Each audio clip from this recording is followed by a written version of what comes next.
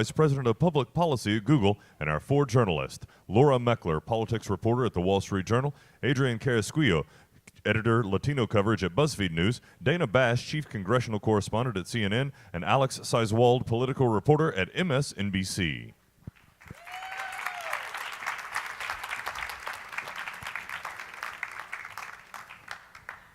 that it?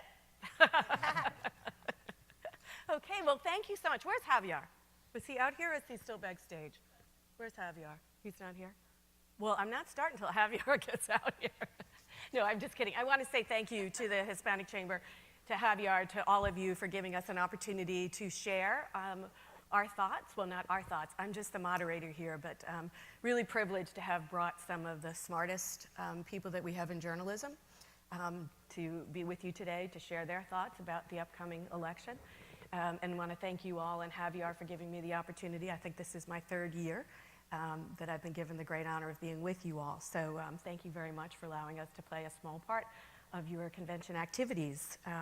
You've gotten the introductions, and I think what we'll ask is, when I go through the first round of questions, if you guys can identify again sort of what your platform is, and you know that what you're covering in terms of whether it's a Republican or Democrat or just the Hispanic vote or just politics in general. I think that'd be helpful to give this audience a little bit of a good idea as to what your specialty is. So I had a whole bunch of general questions, but based on the conversation we had in the back, I think I'd love to just sort of dive in a little bit on the upcoming field for the presidential election, and then I'll back off and get into a few more of the platform questions, differences between this presidential election and the next presidential election. But we all know, I mean, I represent Google now, and we really understand the power of the Hispanic audience in the United States and throughout the world.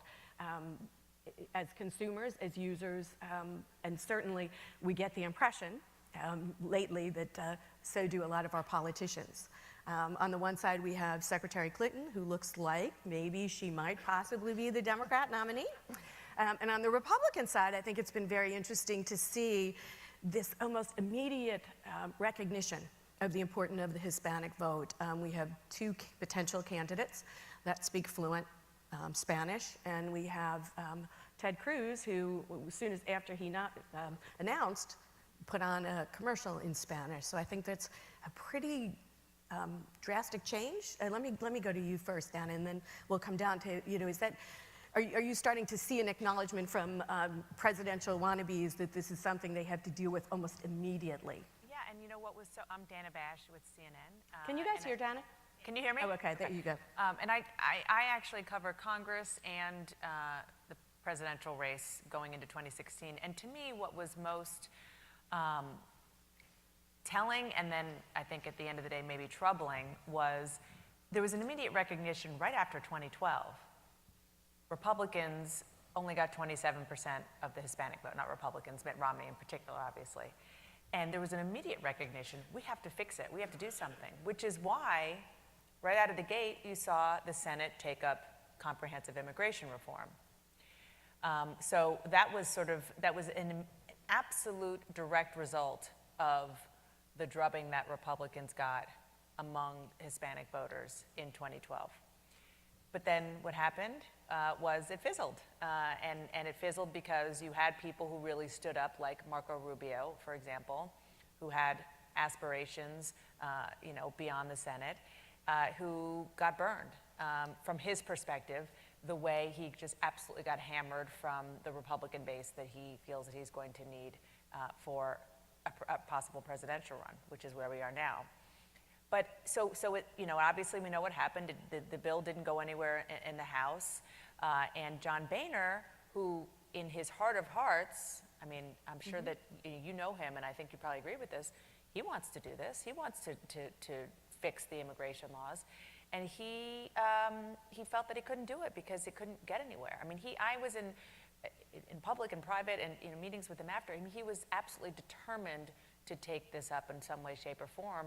And then it got to the point where it was just clear that there was so much opposition from his own Republican caucus that it just was impossible for him to do. But then I feel like we've come full circle, just like you said, because everybody's recognizing that it's not an off-year midterm. where you have a very different political goal with regard to the Republicans. I mean, the Republicans who were running in the Senate and in the House, most of them don't have very big Hispanic populations, if any, but a very different situation on the presidential level. And you see that absolutely. I mean, I was with Jeb Bush, and he was speaking Spanish every chance he got his first trip to New Hampshire. Laura, you and I had a conversation in the back before where you were talking about the fact you cover immigration and that there seems to be, to Dana's point, where during the midterms and leading up to it, the Republican Party might have been in candidates running away from the immigration, that now there seems to be a little more acknowledgement that it wouldn't hurt somebody to be pro-immigration reform? Well, I think that the real contrast is between, and it's what Dana was getting at the end of her comments, between people who are in the House and who have to run based on their own district and their own district alone. The districts in this country have been so gerrymandered to the point where very few Republican districts have anything other than white voters. So for the vast majority of Republicans in the House, this is just not an issue that their constituents are focused on. For better or worse, it isn't even, I think there's a hardcore in the House that's opposed, and then there's a large number of people who just don't really care that much. They view it as somewhat risky to be for, and there's no reason to be for. So if they were pushed, I think at the end of the day, many of them might vote for it, but there's never sort of a momentum to do that. I think what's changed isn't so much that. I think that dynamic still exists in the House. I think what's different is that the focus is now shifting to a national election and to the presidential race. So I'm in sort of an interesting place to view this because I did cover immigration politics for the last 2 years. Now I'm covering the presidential race for the Wall Street Journal, and I cover Hillary Clinton, but I'm paying attention to the Republican side as well. And now you see what you see happening in these nascent moves in the Republican primaries is nobody really, I shouldn't say nobody, very few of these candidates want to be fully, truly anti-immigration reform. They all are, have a somewhat nuanced position, or many of them do. Today, just this afternoon, the Journal posted a story about Scott Walker, who was in favor of a path to citizenship and then said publicly recently that he was against it and against anything that was quote-unquote amnesty. And then our story today says that in a private conversation with donors in New Hampshire, he said he could support some sort of a path to citizenship under certain circumstances. So it's, again, you just see a lot of people trying to figure out where to put themselves on this issue. Even Rand Paul, who voted against the immigration bill, if you ask him, he says he's pro-immigration reform. So I think there's an acknowledgement that when whoever makes his way to or her way to the general election, the Hispanic vote is very important. As Dana said, Romney got 27%. He got 59% of the white vote. Under normal circumstances, 59% of the white vote is more than enough to elect you president. In this case, it wasn't because of such a poor showing with minority voters. So, Alex, do you see that this is going to be maybe one of those elections where the Hispanic vote will be up for grabs and that both political parties will, in fact, be I don't know if it will ever, if it's like truly up for grabs in a true swing block sort of way. I think the question is whether Democrats can continue to have such a dominant position. I think that they are likely to still win the Hispanic vote. I don't think there's much of a question about that. But the question is, can they win 71% of the Hispanic vote? If Republicans can get their margins up to where George W. Bush had them in the 40s, then that's enough. They don't have to win. They just have to cut into that advantage. Possible, and I think Alex? it could be. Yeah, I agree with that completely. And you're already seeing Hillary Clinton on the Democratic side moving very quickly to put herself right with the president on his immigration executive orders. One of the few policy items that she's really come out hard saying that she's for to shore up that. And part of the difficulty for the Republicans, even for people like Jeb Bush or Marco Rubio or Ted Cruz, who all have decent claims to the Hispanic community, might be a new face for Republicans. You've got to run through Iowa and New Hampshire to get the nomination, and those are two of the whitest states in the country. You're talking about, I think it's 4% and 2% Hispanic vote. In Iowa, I mean, if you spend any time there, at these town hall meetings with grassroots activists, you hear immigration come up all the time as one of these issues that just among the base completely motivates them. They get very passionate about. So you end up, having to move really far to the right if you're going to compete in those states at all. And that's what we saw with Mitt Romney when he got into the self-deportation. Right. And Bush, taking this interesting strategy, seems like he's going to try to just skip Iowa, for all intents and purposes. He's saying, I might, you have to lose the primary to win the general, the other way around. But we'll see if that works. I mean, that's a big gamble, and it's not typically the way. I worked for Mayor Giuliani for that campaign, so that's why I get that silly smile on my face. Although it's a different time now. I mean, I wanted to talk about the Hispanic vote being up for grabs. I mean, I think the problem is that, people talk about the Latino vote like every 4 years, right? Right. So first you have to realize that Romney got 27% of the Hispanic vote. And I've talked to like a well-placed Republican who told me, we replicate that, we lose, right? So you have to first remember that their share of the Hispanic vote has trended down 3 cycles in a row, right? Yeah. So that is a big problem. Now, that's not to say that Hillary starts off with a 71% base. I think it's clear that when you talk about Rubio, when you talk about Hillary and their advantages, Rubio and Jeb and their advantages being able to speak Spanish, being multicultural, having multicultural families. But you have to also realize that Latinos are not a monolithic block. And so, look at, just in the Southwest, look at, young urban Latinos in Nevada. And then, look at 6th generation Hispanic, Mexican American Right. in Colorado, just a state over, right? I mean, so the Hispanic vote is so different, Cubans in Florida and the whole thing. So that's the thing where I think Republicans have been hit before for not doing real outreach. And now you have folks who are, I mean, obviously, as Alex is saying, there doesn't need to be a focus on Hispanics right now for the Republicans in the primary. The question is, are they going to have, in the general, are they going to have that established, besides someone like Jeb or maybe Rubio, who gets credit for being involved, with the Gang of Eight and for being Cuban and stuff like that. That's going to be what's going to be interesting with the Hispanic vote. So you mentioned something I wanted to bring up because it seems Hispanics generally skew younger. And so they're a really important voting bloc in terms of the millennials. Do you see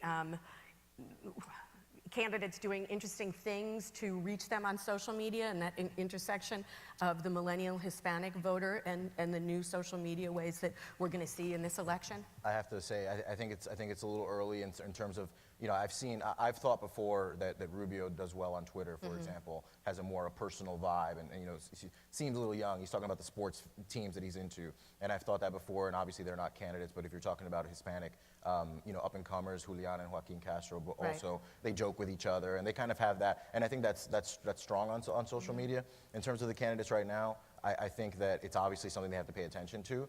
For example, I've spoken with folks who said that in Texas, Latinas love Hillary. You know what I mean? That they've somewhere that they've been watching, and a lot of Ready for Hillary events that were really strong there. And so maybe that's something where she can focus, right, on young Latinas and getting that demographic out to them. Right. Dana, how about you? You've I was going to say you've been in this town for a long time, but not as long as me, so I didn't mean that. I meant that in a very positive way in terms of experience. Yeah. I mean, you've covered a lot of campaigns and seen a lot of changes. Is there any trends that you're starting to see now? I know it is early in the 2016, but never too early for us to start talking about these things that you haven't seen before in Social other media? campaigns. Meerkat. I mean, just even, like I said, I was in New Hampshire 2 Fridays ago for Jeb Bush's first trip there, and I didn't even, I literally, maybe I'm just out of it at that point, I hadn't even heard of it. And Mark Halpern was sitting with me, we were waiting for Bush to get there, he was late, and he's like, you want to do a Meerkat chat? You want to go on, I said, okay, I don't even know what that is, but sure. And so he tweeted out that. You might explain what it is. Oh, so They might not Meerkat, know what okay, it is. well, I'll get to it when I explain what. He tweeted out, hey everybody, my Twitter handle and his Twitter handle, we're going to be on Meerkat discussing I forgot what it was our health habits on the campaign trail, reporters, something that was kind of silly, right?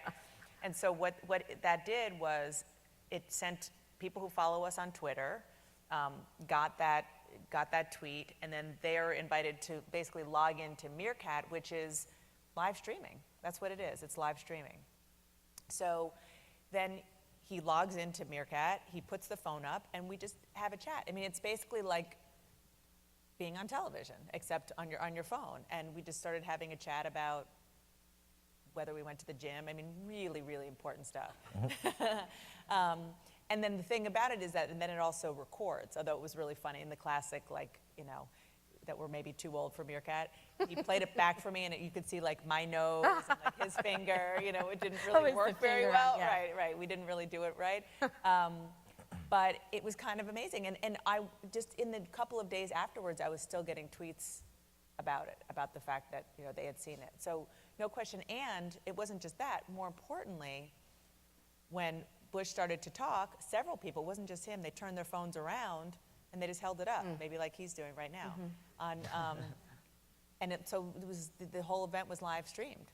Alex, you look Anybody like could you do want to it. jump in? Yeah, I was going to absolutely agree with Dana. I mean, I think Meerkat, or some version, it might not be Meerkat itself, but Twitter has another version of this called Periscope. But this live streaming technology, I think, is totally going to transform how we cover politics, how politics work. Yeah. You know, if 2008 was all about Facebook and Obama using Facebook to turn people out, 2012 was all about Twitter and these kind of micro news cycles that were happening with reporters and blowing up Mitt Romney's gaps. I think Meerkat is going to be the next thing for reporters, for doing, you know, live shots. If you're out on a trail, you don't need to have a giant satellite truck. I had lunch with a guy who's a Republican opposition researcher yesterday. They sent these trackers out to events, and they film all these events, and they log it in this database. And, you know, 0.5% of the video they film gets used for anything. But now they're going to start meerkatting everything. So everything is going to be out there. And, I mean, I think it's going to change things in a way that we don't really understand. I'm so glad I'm out of politics. This is so new. Can I just say that when we had a phone call to like plan for this panel, it came up the question of like, what are the new things? I was like, I don't know what the new thing is. And that afternoon, I saw something on Meerkat. I was like, oh, I guess that's the new thing. So I mean, you're getting this is pretty cutting edge here, I think. So that then really gives candidates and their opponents an ability to really target their campaigns and their campaign messages if they get something like this down. Yeah, absolutely. And I mean, Meerkat, you can do broad stream. I believe you can do targeted things too.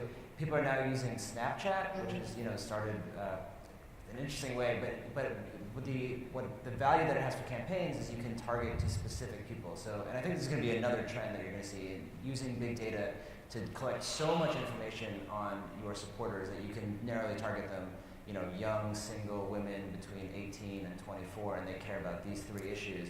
And you're going to break it all down, and then you can target messages directly at them on all these Snapchat Yik Yak, which is another new thing, instead of just broadcast, you know, one message, one size fits all. So what is the challenge then? And I just want to go back to you again, Dana, just for a second, then I'll get to Adrian. So now we're really talking about a presidential election of citizen journalists in one case, and then also where the candidates can sort of get their message across. What challenge does that present for reporters?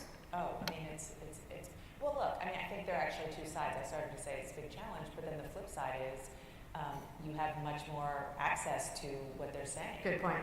You know, it used to be, back in the old days, you actually had to get on a plane with a candidate, and you had to go with them to New Hampshire. Now, you can sit at your, you know, if everybody's meerkatting or doing whatever, you can sit at your desk and watch it. Now, we could always do that in you know, television because we have satellite trucks, but you know, those who don't have access to that, they can all do it. So I think that's a positive. And you know, I think the downside, maybe it's not even a downside, it's a challenge, is not unlike Twitter, or is not. Actually, I take that back. I actually think it might be better in the Twitter age, because for this reason, on Twitter you have 140 characters, so you really have to shrink what you're saying and sometimes leave things out. And that doesn't always make for good journalism. If you're able to get more into whatever social media, you can actually have more information out there and more access to it. You don't have to shorthand things as much, which might not be a bad thing. What do you think? In terms of, do you think having all this social media and the citizen journalists and the ability to play this out so many different ways during a presidential, does that make your job harder or easier? We were talking about it a little bit backstage, right? How much our campaign's trying to hold down. There are people don't be out there. Right. Do you want 1,000 surrogates or all these people that want to talk about what the campaign is doing?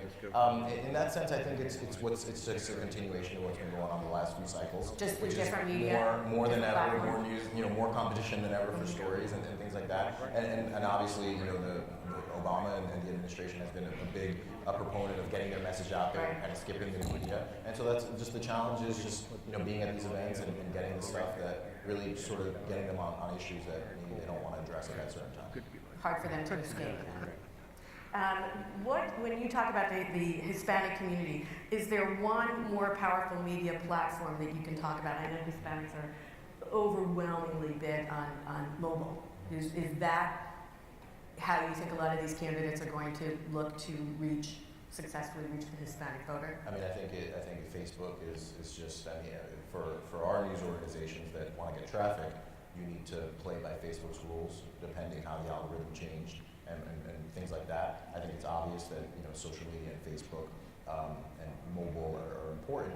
And then, of course, if you're talking about where you're getting your message out there, I think you cannot underestimate how important Spanish language media is, and like the Univisions and the other windows of the world. I actually did a story about the GOP's Univision problem, which is that at times Jorge Ramos has been, or a guy like Jorge Ramos, who's one of the most influential Latino journalists in the country that Hispanics really listen to. This guy hits the administration. He hates Obama all the time. It's not to say that he doesn't, but if you look at Univision, they're hitting Republicans day in and day out on issues like immigration, right? And so that's Republicans know that they need Univision, but they also have been sort of annoyed by their focus and feeling like you only want to talk about immigration and things like that. So that's going to be a big issue. So Laura, does the Republican Party stand a chance with the Hispanic vote, even getting close if there's no immigration vote? Well, I do think, in the presidential race, I do think they do, depending on who the nominee is. I think that if it's someone like Jeb Bush, he could be very formidable, and I think a lot of Democrats think that too.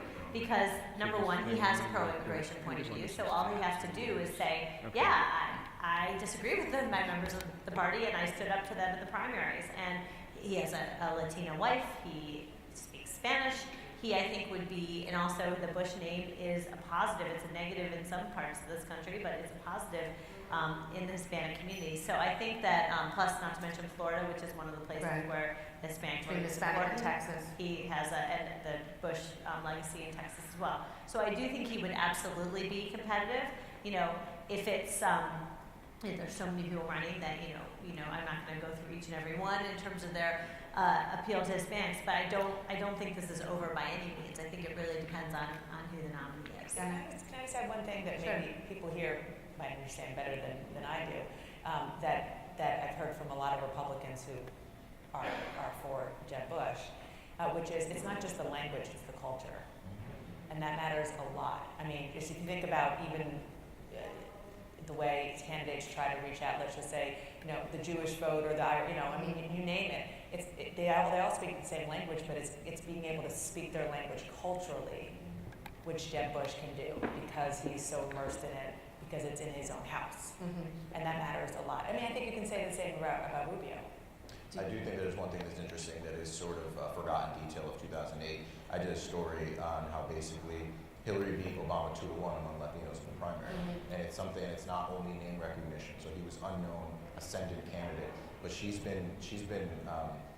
was trying to get registered Latino voters in the 70s in South Texas. I mean, it's when you talk about an establishment candidate like Jeb and like Hillary, who have just people who've known them for 3 decades and they're waiting to pick up the phone and they're waiting to help them out. There's pluses and minuses to that, but she has for a long time. There was this Nevada activist who owned Eddie Escobedo, and he owned a newspaper and a radio station. So he was a guy that you really wanted to get on your side. And she basically wined and dined this guy, and she won him over. She charmed him. And he has since passed away, but his son said she charmed him.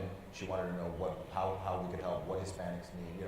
So she's been in the game for a long time. So she's been doing that recognition for a long time. Obama was interviewed and actually by our editor-in-chief Ben Smith, and he said, "Does Hillary start out with what you've gotten?" And Obama was like, "Well, I think that he kind of threw in a little comment where he was basically saying we worked hard to kind of get this. She doesn't start out with what we had, but I think that there has been a long sort of enduring Latino support in the community. So that's going to be something interesting to watch as well." You're shaking your head, so you agree with that, Alex, in terms of how to mobilize the vote when it comes down to it for Secretary Clinton, should she decide to run? Right, if she decides to run. Yeah, I think that's absolutely right. I mean, and Obama, I believe, in 12 had the highest win percentage among Latinos, except for 1996 with Bill Clinton. So there's a historical legacy there too. And if you look at some of the primary states that she won, Nevada, with higher Latino populations, and she's somebody who really values and really spends a lot of time in building those kinds of personal relationships, reaching out one-on-one in a way that Obama doesn't focus as much on. And so I think that can go a really long way, just hearing people, listening to their concerns, understanding what they want, and then having that inform. She did have a big problem in 2008. She tried to kind of take a step to the right of the now president on driver's license for undocumented immigrants, which was, I would consider one of the biggest stumbles of her 2008 campaign, and that might cause her some problems going forward. She's also been followed by Dreamers. I was in Iowa, the stake fired first returned Iowa. This was this big victorious event. She was confronted there. She was in Maryland campaigning for the Democrat who ran for governor. She was confronted there. She came right on the campaign trail, and they told me, they told lots of people, they're going to keep following her until she really comes out strong. So there's some doubt, but I think she definitely starts from a really strong position. Laura? I would just add one thing that we haven't mentioned here, which I think is going to be important, which is that looming over that once we get into a general election, looming over this debate is going to be the Obama executive action, which shielded 4 million people from deportation.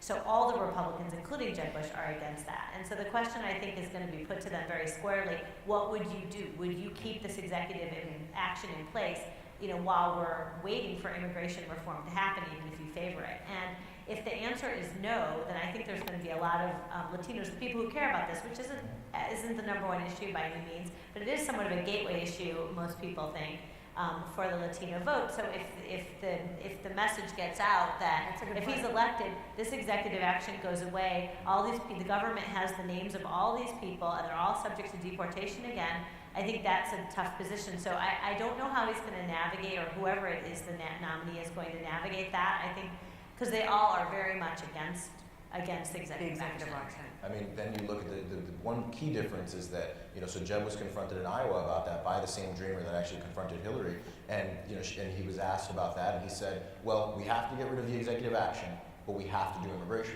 reform. So the question is obvious. People are going to say, well, right, get rid of it the first, process, but because Obama has said if you pass immigration reform, that gets rid of my executive actions. So, and then Hillary's coming from a point. She tweeted afterwards, "This is a historic first step, but we need comprehensive immigration reform." So that's going to be interesting because they have such a strong opposition to his executive actions. But then, how is that timeline actually going to work? And the timeline's probably going to be all important. Well, I mean, the timeline's obvious. I mean, immigration reform is not going to pass this moment a new president takes office. There's going to be a gap. Yep. I mean, at best case scenario, it's a year. I mean, so let's get down to, we've talked a lot about the Republican Party. We've talked about Secretary Clinton. Dana, who else do you think will announce for president? You mean On the Democratic side. On the well. On the Republican side, we don't have that much time. I mean, Jeb Bush. Jim Webb. How did you say Jeb Bush? Jim Webb. Martin O'Malley. And this might be more for. I'm actually covering Republicans. You might know more, but I don't know if Martin O'Malley will actually do it. And then we have to think about Uncle Joe. Is he going to do it or not? I mean, presumably, if and when she does it, that's it for him. Game over. He's not going to run. But you never know. I think the vice president is basically the stance my guess is not based on any inside knowledge, is that his view is that he's sort of keeping the option open if Hillary really stumbles and becomes clear that she cannot win, he can step in. But even though he said her moves have nothing to do with his, I think they clearly do. So that's him. And then Martin O'Malley, I think he actually, the former governor of Maryland, has done more than anybody, including Hillary on some level, to move towards running for president. He was in Iowa this last weekend, absolutely talking like a candidate. So, which is more than Jim Webb has set up an exploratory committee, but as far as I can tell, isn't actually, exploring in any sort of public way. So, it really, I mean, I think the Clinton people are sensitive to not wanting to be seen as a coronation. The party activists very much want a contest. A lot of Democrats think it would be better for her and better for the party as a whole if they did have a contest, but that doesn't mean they're going to get one. And you know what I think, just real quick to finish up, I'm curious what you think, Alex, also, is the person who so many liberal Democrats want to run, Elizabeth Warren, who has said a billion times she's not going to run. It's almost as if she doesn't need to, in some ways, to provide, because she's so out there, whether it's on purpose or not, kind of in the minds of some of these activists as a contrast to Hillary Clinton. You know, whether or not she just kind of acts as a de facto opponent, even if she's not running. I think that's exactly right. I'm glad you mentioned her, because she is definitely the one looming out there who people talk about the most, but she is serving as a counterweight, and as soon as she got in, if she were to get in the race, I think it's one of these things where your brightest moment is the day before you announce. I mean, I think she could go in and all of a sudden be, where's her foreign policy experience, you know? So I don't know that she would necessarily be a strong candidate, but she represents something that's very powerful and very strong coursing through the Democratic Party right now, which Clinton is a real challenge to Clinton. Yeah, and if I can add one thing, I completely agree with both of that. And what's interesting, the one name that we haven't brought up is Bernie Sanders, who is also taking all these steps, and he's exactly going for these kinds of people that the Elizabeth Warren base kind of appeals to. And much to his chagrin, all the organization has happened around Elizabeth Warren, who is definitely not running for president. We should just say that. I mean, she's not taking any of the steps. She's told all of her donors, go look elsewhere. She's not running for president. And here's a guy who has a lot of the same policy ideas, who is going to Iowa, he's going to South Carolina, he's been all over the place. But, he's a socialist, he's from Vermont, he can't really raise much money. But I've seen, I've been to events with him in Iowa, and there's a real following, there is real enthusiasm out there, there's desire for an alternative. And I could see him, doing something out there, but it's going to be Hillary and then some anti-Hillary. There is a desire. And the anti-Hillary being more liberal than Secretary Clinton. Yeah, and that's definitely the path that Martin O'Malley So is that's taking. probably not Senator Webb. No, yeah, exactly. Yeah. Exactly. So where does he find room? I'm not even totally Quiet convinced on that the he's stage. looking for room. I mean, I don't, if he really engages and gets out there and puts a message out there, I think we'll be in a better position to answer that question. So no sleepers here. No Secretary Kerry coming to the forefront or anything like that. It's definitely, they insist no way, no how he's in his dream job, but, again, it's maybe a white knight sort of situation if she stumbles, if something happens that nobody can predict at this moment. Yeah, and if that happens, that's why Martin O'Malley's there. That's probably why Jim. So everybody's just sort of waiting. And if that were to happen, though, I don't think with the work that Martin O'Malley has done would necessarily make him any more of a shoo-in, because now suddenly the field is completely open, and Kirsten Gillibrand, or Deval Patrick, or who knows, could get They in. decide that they're going to get in. Yeah, but I think that's the fail-safe strategy. Is a lot of what these guys are Just waiting. Wait, just in case. It's a 1% chance, but if you have a 1% shot at being president, it's pretty good. It's pretty good. Yeah. So let's get back to the Republican side. We've talked a little bit about Cruz. We've talked about Jeb Bush, and we've talked about Marco Rubio. Who else do you think could potentially capture? Might be coming out there out of all the candidates, and could potentially capture part of the Hispanic vote. We've already said that Rand Paul voted against immigration, but said he's for immigration. Is he somebody that could? Honestly, I think that it goes back to what people talk about, which is how much work have they done, has the party done. I spoke to some smart folks both on the Democratic and Republican side who talked about what the Libre Initiative is doing right now, which is the Koch-funded group that is in Latino communities. So, I was into this story because Democrats just react viscerally, angrily about what they're doing. They feel that they're misleading the community and they're doing all these things.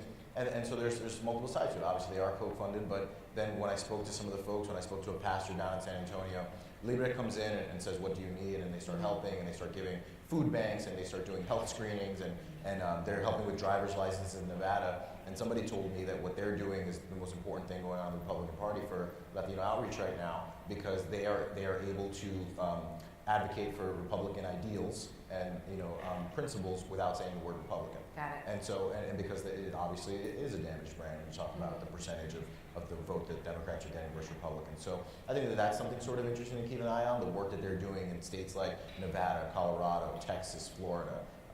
And so I don't know that it's so much candidates, but are there groups under the radar that are... Who are now just developing relationships and then will eventually try and turn it? Since 2011. So they always say the Republicans come in, they set up shop, they leave, 12 months in, they leave. And so that's the problem. So sort of actually building a relationship where maybe you can start chipping away at some of that. Okay, so we've all talked about it, and I want to get back to the Republican field, but you took me someplace else when we talk about the Koch brothers, Sheldon Adelson, George Soros. Is there one of those titans, if you will, who is specializing on the Hispanic vote for 2016? Yeah. I know of. I mean, there probably are, but not somebody that. Should ask the audience. Yeah, exactly. I don't know. I mean, somebody told me that that's actually what Democrats need. Of course, there's the organizations out there like NCR and other organizations, but to the extent that these folks are doing stuff in the community, but then handing you the pamphlet that's talking about economic freedom and various things that Obama's doing badly or whatever. And so the problem has been for them right now that Daniel Garza, who a lot of people talk about as like this sort of like really smart up and coming guy, they have to needle this position where they say we're against the executive action because it's overreach, but we support DACA from 2012, the deferred action for Dreamers, because that's already left the station. And so people are just kind of like, well, we're arguing on this stuff, and it's because they know that that's a successful program, and so those are some of the issues they have. So let's get back to, but I digress. Who's going to be the sleeper Republican candidate? Anybody? I mean, I would have said Scott Walker, but he's not a sleeper. Right. Yeah. I mean, and the problem for Scott Walker's campaign, and they'll kind of privately admit this, is that they expected to be the sleeper. They didn't expect to be in the white hot spotlight early on. To be, I mean, the good news is he's doing well in the polls. The bad news is he's doing well in the polls so early. Yeah, it's early too. Right, because there's just so much scrutiny at such an early time, and most candidates like that just can kind of take their time and get their sea legs a little bit. So, having said that, I'll tell you the person I'm looking at closely, just because I've spent some time with him, is Rick Perry. In that, he has done so much work to try to overcome the things that got him in trouble in 2012. Whether it's just studying and understanding policy, domestic and foreign policy, in a way that he didn't. He's been working with like a debate coach, a speech coach, a guy who used to run the Shakespeare Company. I mean, he's been doing a lot of different work. But the question is, how willing are voters to give a second look and a second chance, and just to forget the oops moment, and to forget the crazy speech in New Hampshire, and to say, like, look, this is a good. And he's working so hard to talk about Texas Miracle and how great the economy is, and so on and so forth. So, he is working on that kind of quiet level to see if he can actually take off as a different. Interesting. I honestly don't know.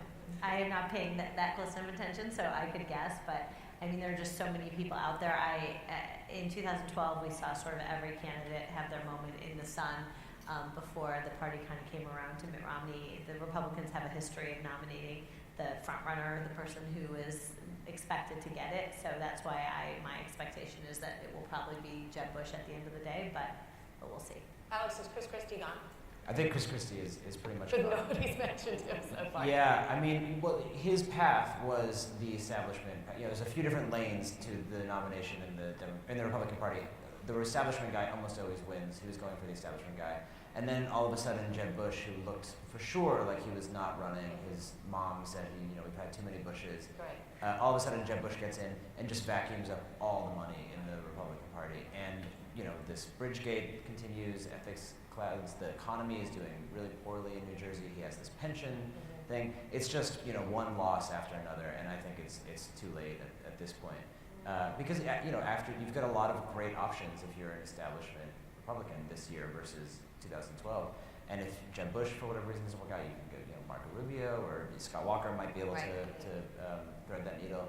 And then there's people, I think, like interesting governors Pence, Mike Pence, and Kasich, yeah, who are staying on the sidelines right now, much lower profile, but I think they definitely keep an eye on them. Dan and I are. I was going to say I want to turn the tables and ask you about John Kasich. So I served on the budget committee with John Kasich when we balanced the budget for the first time in a generation. Didn't think it would be.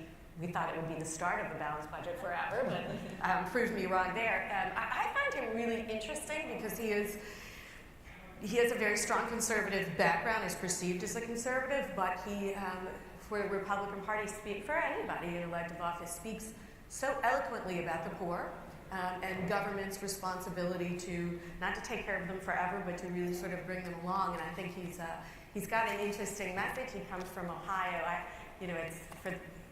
So that's all I'm going to say. He's an interesting guy. He's and done well in Ohio. The state's in pretty good fiscal shape. One of the few Republican governors to accept the Medicaid expansion. And one of the few, that's right. Exactly. On the theory, as you just said, of helping the poor and people who need help. And so that's a potential liability in a primary, but I think it speaks to his larger message and potential appeal. Vice presidential candidate.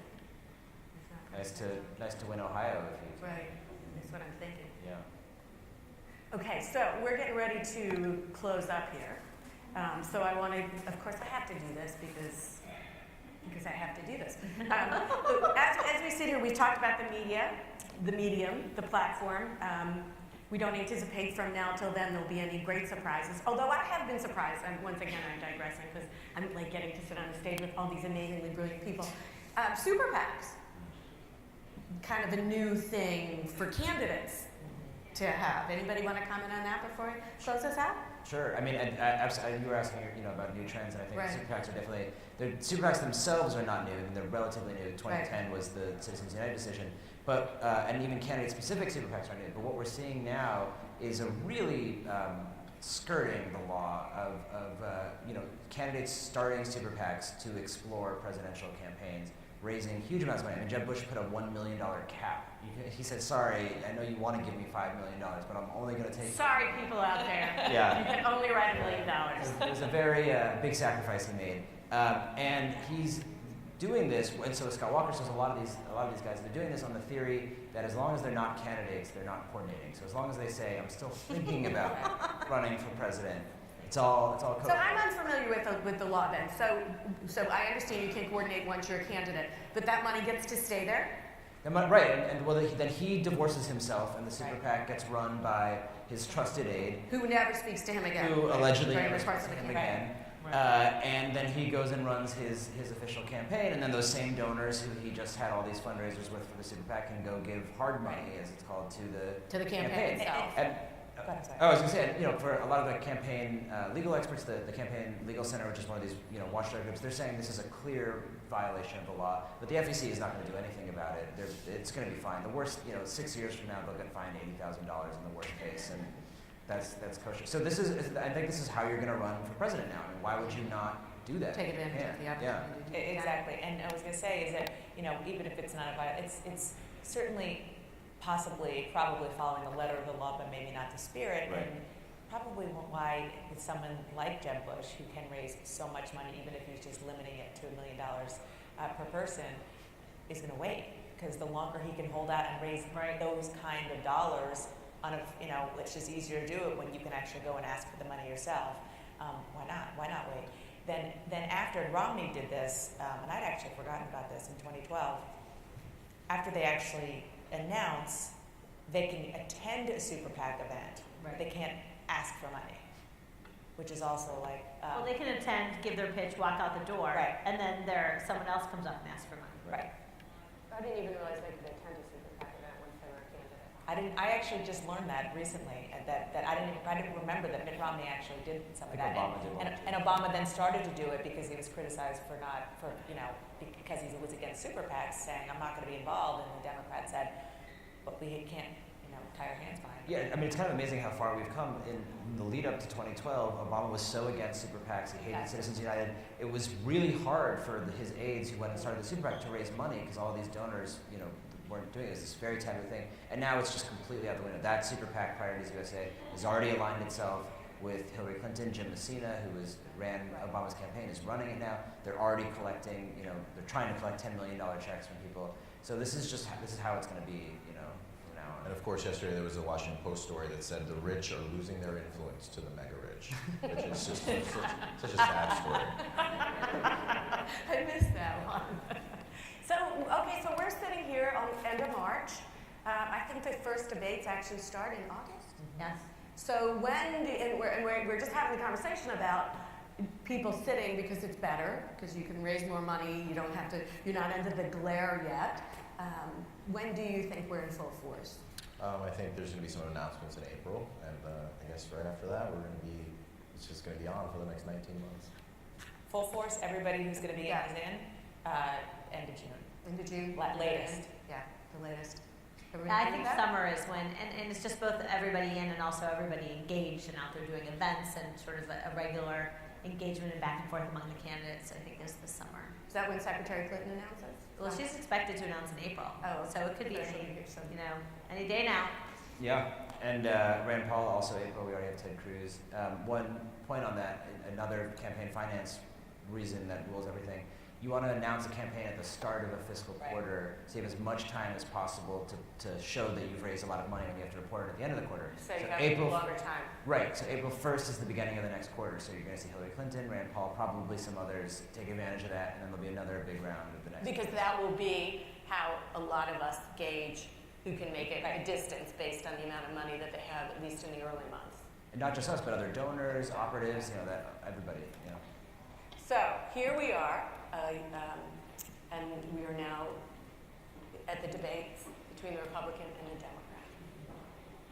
If you had to guess, obviously it's just a guess, who's it going to be? I mean, just because when she was talking about Rick Perry, I'm just thinking like I've also heard people that think that he's gonna, and then everything I just always go back to all that money that Jeb's going to have, and all that they always talk about that Obama early was able to define Romney as this just like baron who was just like out to hurt the poor, and so what's going to happen with Jeb's money, and how is he going to be able to harm candidates that might be on the up and up, but they have some weaknesses or whatever. In the primary. So I just ended up thinking that it would be Jeb and Hillary. I gotta agree with that. I think it's just really hard to beat Jeb's money. But Scott Walker, I think, is also really strong. He can unite the conservatives and the establishment Republican community. Well, given that so far we're all saying Jeb versus Hillary, I think you guys should all just go and put money on something else. But that's if I had to do it, that's what I'd say. So now Marco Rubio. I think it's going to be Rick Santorum and Jim Webb. That'd be fun. That would be fun. That would be an interesting race to cover. All-time voter That's turnout. Danny's dream. All right, safe enough. Well, let me thank you all for giving us this opportunity to pick your brain and give a bit of a forecasting, not only for what it means for Hispanic Americans but the American voter in general. And so we're just really grateful for the time that you spent, and we look forward to hearing you, seeing you, reading your writings as we move on in the presidential election. Ladies and gentlemen, please thank our panel for me.